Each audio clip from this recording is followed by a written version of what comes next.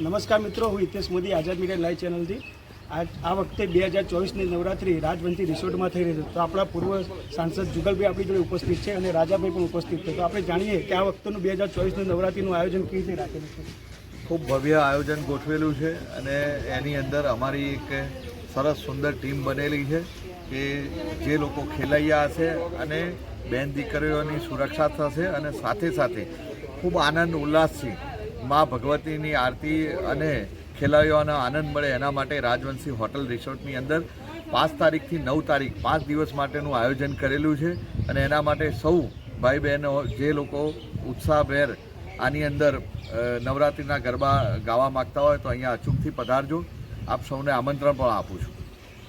પછી આપણી સમક્ષ રાજાભાઈ જોડે અને આયોજક બી આપણી જોડે. આ વખતે 2024 માટે શું તમે આયોજન કરેલું છે? ખેલૈયાઓ માટે ઘણા અલગ અલગ ખેલૈયાઓના ઇનામો રાખેલા છે. લકી ડ્રોનું બી રાખેલું છે અને 5 દિવસ અલગ અલગ ખેલૈયાનો ઇનામો, લકી ડ્રોનો બમ્પર લકી ડ્રો બી રાખેલો છે, જેમાં મોટા બમ્પર ઇનામો બી છે.